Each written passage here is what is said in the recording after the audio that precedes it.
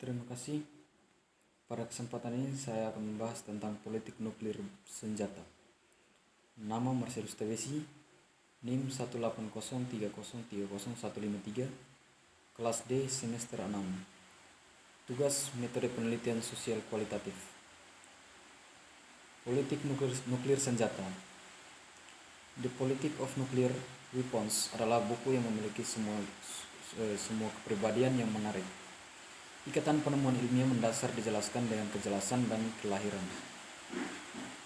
Masalah politik yang masih relevan saat ini seperti halnya lebih dari 70 tahun yang lalu.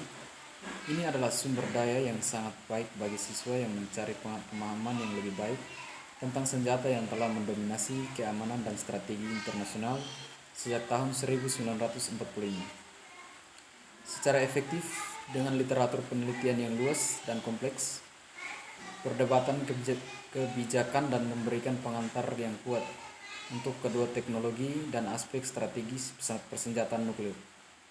Futter menjelaskan tahun-tahun awal perkembangan senjata nuklir dan strategi nuklir, membahas perbedaan antara proliferasi vertikal dan horizontal, mengidentifikasi hambatan yang terkait dengan pengolahan proliferal nuklir dan pelucutan senjata, dan mengatasi tantangan yang terkait dengan akses aktor non-negara untuk senjata nuklir. Politik senjata nuklir yang mencakup masalah teknis dan politik dengan wawasan asli, komentar ahli dan organisasi menyeluruh yang menjadikan ini luar biasa. Pilihan untuk program sarjana dan pasca sarjana dalam hubungan internasional. Untuk kebijakan resmi dan strategi militer. Pengenalan umum tentang politik nuklir senjata.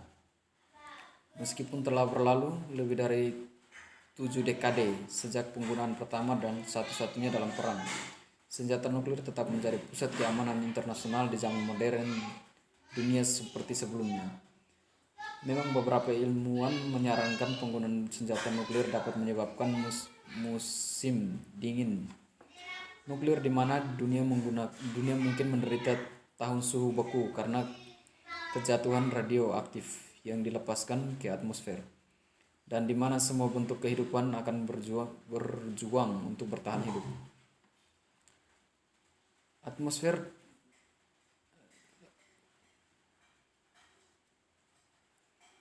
lainnya menunjukkan bahwa perang nuklir dapat menyebabkan masyarakat manusia kembali ke zaman batu, atau bahkan mengakhiri hidup umat manusia sepenuhnya. Dalam kata-katanya Joseph Nye, prospek perang nuklir sangat mengerikan. Itu membawa kita bertatap hidup tidak hanya dengan kematian, tetapi dengan kehancuran. Peradaban yang membuat hidup kita bermakna. Itu bahkan mungkin menghancurkan spesies kita. Tidak ada preseden untuk tantangan ini. Senjata nuklir hadir untuk kehidupan fisik dan moral kita. Kebutuhan untuk menghindari skenario bencana ini cukup jelas untuk dilihat semua orang.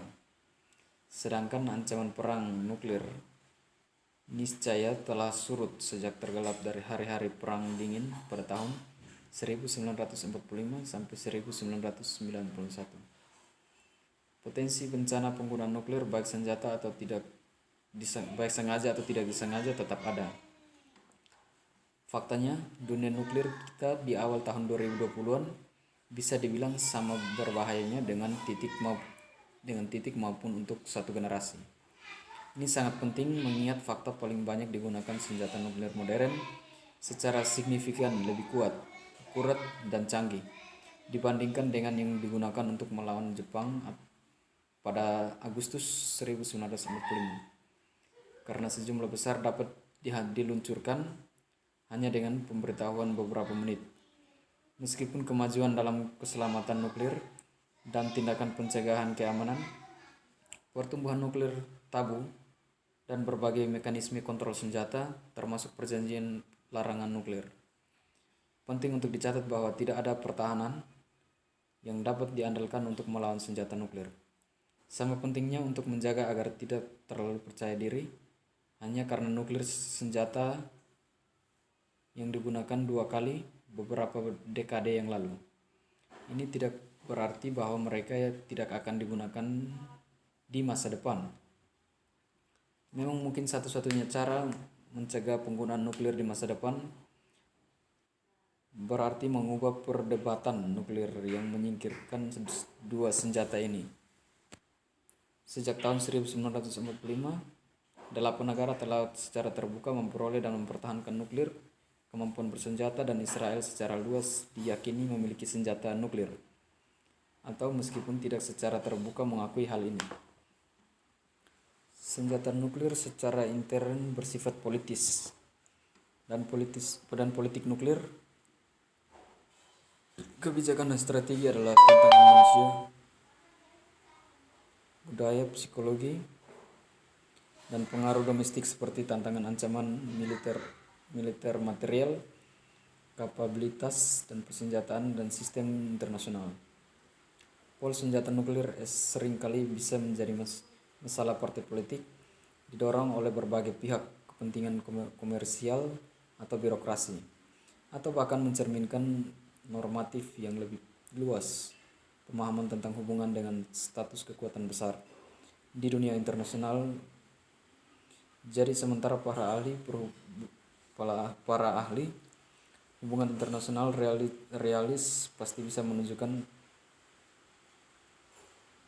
pentingnya sistem internasional yang anarkis, kekuasaan, dan kebutuhan untuk melindungi diri dari ancaman eksternal sebagai tema utama dalam cerita senjata nuklir. Tekanan yang dirasakan ini seringkali dipahami, diinternalisasikan, dan menanggapi melalui budaya tertentu, politik, normatif, dan mungkin juga lensa berbasis gender dalam hal bagaimana berbagai negara bagian berpikir tentang senjata nuklir. Untuk semua itu, implikasinya global dan luas. Politik nuklir karena itu merupakan usaha manusia yang intern dan berbentuk dibatasi oleh debat nuklir yang kontras secara politik dan sosial, teori revolusi nuklir, dan keyakinan bahwa senjata nuklir, peperangan yang berubah secara fundamental, dan politik internasional sangat berarti, atau setidaknya mayoritas masyarakat umum memandang senjata nuklir sebagai deterrent dan sesuatu yang seharusnya digunakan untuk mencegah tindakan agresif negara lain, dan bukan sebagai senjata perang, namun potensi kecelakaan kegunaan, tetapi tingginya resiko penggunaan yang disengaja baik oleh negara atau oleh aktor non-negara seperti kelompok teroris. Hal ini mungkin memunculkan salah satu dari paradoks dalam politik nuklir, yaitu yakinkan bahwa pencegahan nuklir harus dipercayable. Negara harus mempersiapkan dan bahkan merencanakan bagaimana senjata nuklir akan digunakan jika pencegahan gagal. Dan yang terpenting, harus meyakinkan kemungkinan musuh itu mereka memiliki kemampuan dan niat untuk menggunakan senjata nuklir mereka.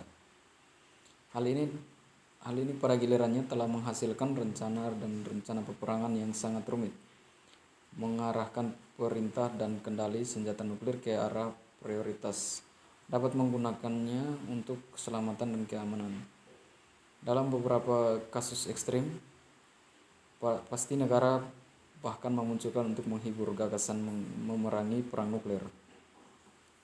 Tantangan memperpanjang gagasan bahwa penggunaan nuklir sama saja dengan bunuh diri, sedangkan MAD telah berjasa menjaga perdamaian dunia nuklir kita sejak tahun 1945. Pada dasarnya karena penggunaan nuklir terhadap negara nuklir lain akan bunuh diri. Perdebatan terpecahnya tentang seberapa integral MAD telah bertindak sekutu telah stabilitas nuklir relatif di masa lalu. Dan apakah kekurangannya penggunaan nuklir mungkin lebih baik dijelaskan hanya dengan keberuntungan. Kuba tahun 1962, krisis rudal khususnya hanyalah salah satu contoh dari seberapa dekatnya kedua negara adidannya mulai menggunakan senjata nuklir selama Perang Dingin, dan sejarah penuh dengan banyak contoh mengganggu dan nyaris celaka. Baru-baru ini Perang Kargil Indo-Pakistan tahun 1999 dan insiden Balakot pada tahun 2019.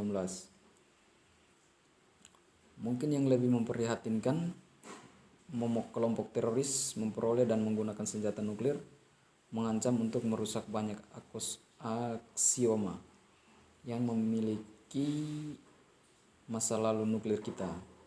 Namun demikian, penjagaan nuklir dan ancaman pembalasan nuklir tetap menjadi dasar strategi nuklir untuk semua nuklir kekuatan senjata di abad ke-21. Sebagai lebih luas lagi, pencegahan nuklir membentuk inti dari apa yang mungkin kita sebut sebagai tantangan nuklir global.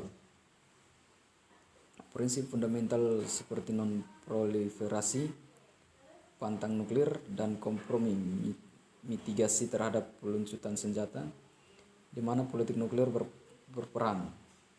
Ini adalah tegakan atau setidaknya didukung oleh berbagai pengendalian senjata, pencegahan mekanisme pertahanan, koersif, dan jaminan. Sejarah nuklir kita sering kali terbagi menjadi dua macam. Zaman nuklir pertama, di mana pusat gravitasi dalam politik nuklir adalah kebuntuan Perang Dingin antara Timur dan Barat, dan di mana gagasan stabilitas melalui MAD dan non-proliferasi melalui NPT akan diabadikan sebagai sesuatu yang pasti, ortodoksi nuklir. Dan era nuklir kedua di tahun-tahun setelah Perang Dingin, di mana fokus politik nuklir tampaknya bergeser ke arah yang berbeda jenis risiko nuklir, pengembangan tindakan dan mekanisme baru keamanan, dan menuju Timur Tengah, Asia Selatan, dan Timur Laut sebagai utamanya tempat. Persepsi tentang kedamaian yang panjang selama zaman nuklir pertama telah diberikan munculnya gagasan bahwa senjata nuklir dapat menghasilkan stabilitas dan keamanan antar negara, bahkan mungkin membuat perang umum menjadi tidak mungkin. Tetapi tantangan panjangnya zaman nuklir kedua dikombinasikan dengan pelemahan secara bersamaan penerimaan atas infalibilitas penangkal nuklir telah mendorong keyakinan bahwa kami jangan berasumsi bahwa pandangan yang relatif ramah tentang masa lalu nuklir kita akan seperti itu direplikasikan di masa depan nuklir kita. Kemungkinan nuklir ketiga embrio usia didorong oleh dampak terminologi baru yang terbesar, luas dan meluas sistem senjata, arsitektur pendukung, dan nuklir global bersama, sebagai serta perubahan signifikan dalam cara kita memahami debat nuklir dan kondisi tersebut. Kemungkinan akan memperkuat politik nuklir global lebih jauh tahun depan. Impian akan dunia tanpa senjata nuklir tidak pernah pudar sejak awal zaman nuklir, dan pada September 2017 sekelompok negara menandatangani Landmark Treaty of the Prohibition of Nuclear Weapons, juga dikenal sebagai Perjanjian Larangan Nuklir.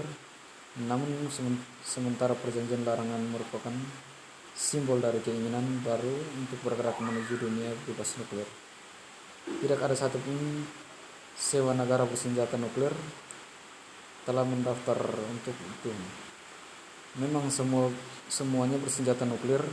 Negara saat ini sedang bekerja untuk mengganti atau memodernisasi nuklir yang sedang ada sistem senjatanya dan infrastruktur pendukung. Mungkin masih lebih mengkhawatirkan ini terjadi pada saat banyak kerangka diplomatik dan hukum pekerjaan yang telah mengatur dunia nuklir kita selama beberapa dekade sedang sedang berantakan, paling-paling di bawah tekanan. Keputusan Amerika Serikat untuk menarik diri dari perjanjian kekuatan nuklir menengah tahun 1987 pada 2019 misalnya tampak banyak yang melambangkan akhir dari kendali senjata. Semua dinamika ini juga terjadi pada waktu yang beragam teknologi yang mengganggu, semakin mengaburkan dan memperumitkan dunia global tatanan nuklir, menciptakan tantangan baru bagi keselamatan, keamanan, dan stabilitas nuklir. Hasilnya adalah senjata nuklir dan upaya untuk mencegah penggunaannya tetap seperti pusat kehidupan kita sehari-hari, seperti pada titik mana puncak sejak tahun 1945 Rudolf Herzog menjelaskan satu dekade yang lalu, tetapi yang tetap baru seperti sampai sekarang. Akhir perang dingin membawa serta perasaan baru tentang jarak tanpa kepentingan. Orang-orang mulai melupakan kekuatan populer akan perang nuklir dan kehancuran total dari zaman lalu. Namun rasa aman baru di antara banyak orang di barat menyesatkan. Eksperimen zaman atom terus mempengaruhi dunia saat ini, dan banyak masalah lama sebenarnya yang menjadi lebih buruk. Sekian dan terima kasih.